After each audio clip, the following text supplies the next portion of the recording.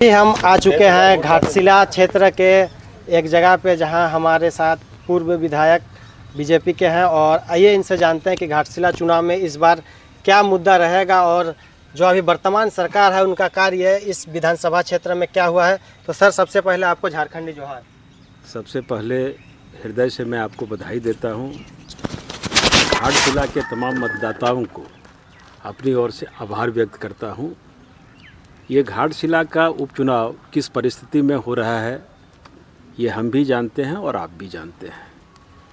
और घाटशिला आने के बाद पता चला कि यहाँ प्रकृति का ऐसा खजाना है और ऊपर वाले ने इतने उदात्त भाव से इस धरती को सींचने का काम किया है कि धन्य है ये धरती, जहाँ यूरेनियम है, जहाँ स्वर्ण रेखा नदी है, कहने का मतलब सोना है, पन्ना है, न जाने कितने। हम गांव से लेके आए हैं आदिवासी समाज से। उनका कहना है कि केंद्र में बीजेपी की सरकार है और अभी जनगणना चालू होने वाली है, तो क्या आदिवासी से जो धर्म परिवर्तन करके क्रिश्चियन पे गए हैं और जो आदिवासी का आरक्षण ले रहे हैं, क्या इसको चिन्हित करने का कार्य बीजेपी सरकार करेगी आने वाले जनगणना में? देखिए, बार बार हम लोगों ने विधानसभा में इसी चीज़ को उठाया है।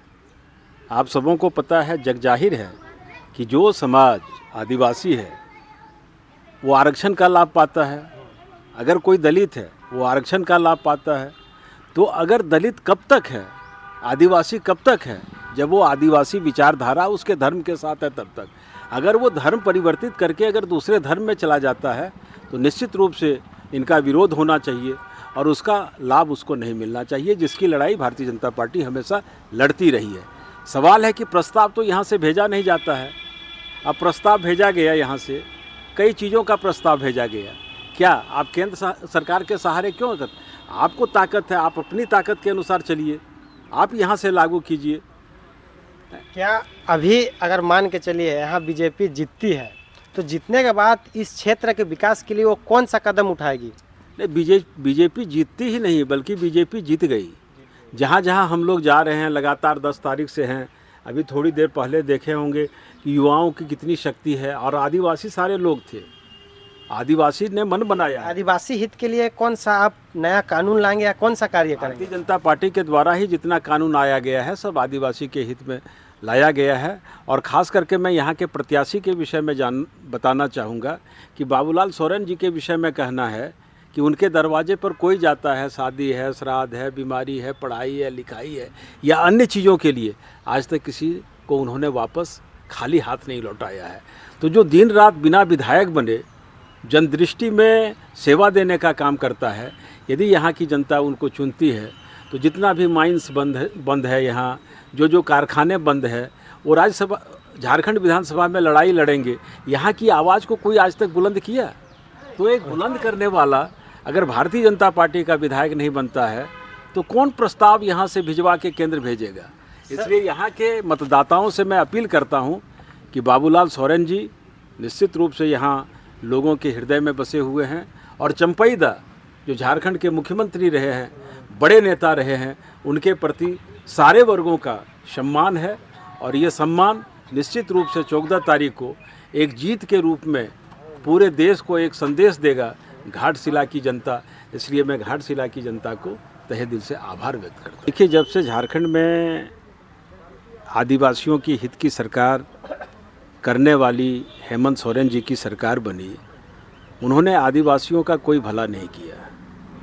भारतीय जनता पार्टी के द्वारा झारखंड का निर्माण हुआ और ये हमेशा झारखंड अलग की लड़ाई करते रहे, लेकिन झारखंड राज्य अलग कैसे हो, इन्होंने कभी उनके लिए लड़ाई लड़ी लेकिन सोचे नहीं।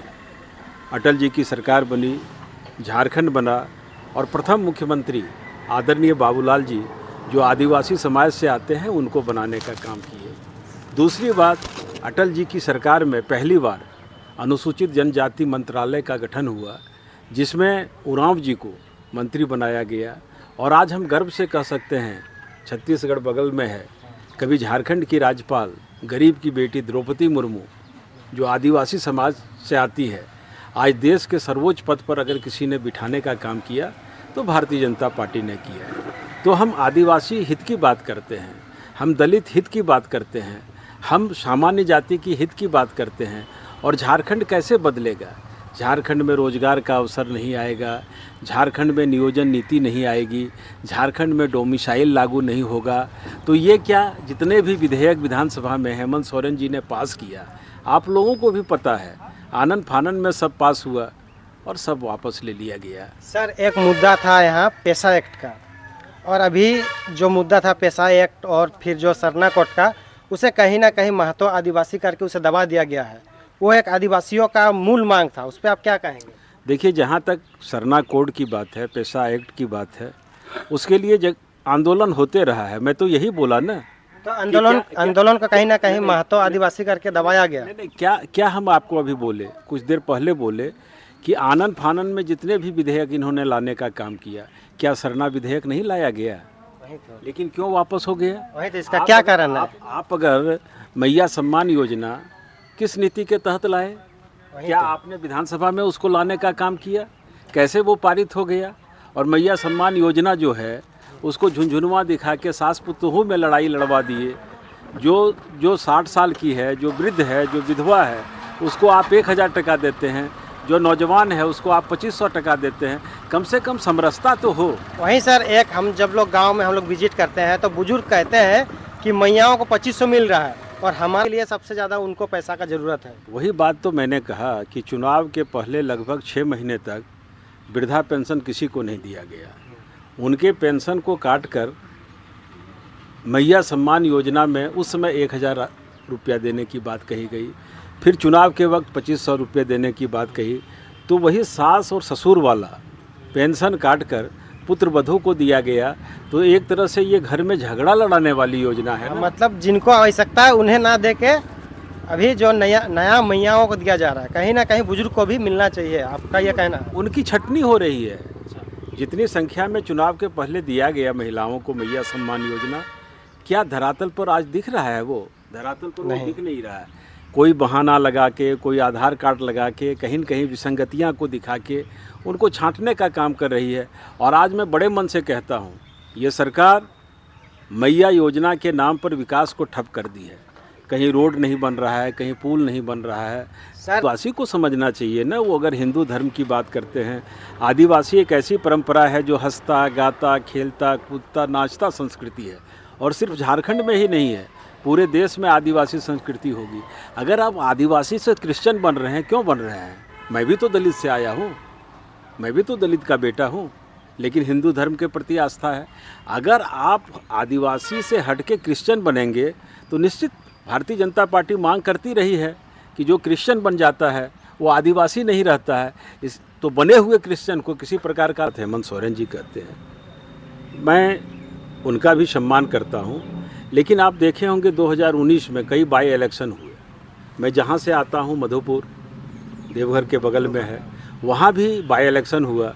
वहाँ के मंत्री हाजी हुसैन अंसारी थे, मैं उनका सब दिन सम्मान किया। वो दिवंगत हो जाते हैं, उनकी मृत्यु हो जाती है और तुरंत उनके बेटे हफीजुल को मंत्री बना दिया जाता है और बाद में चुनाव लड़ाया जाता है।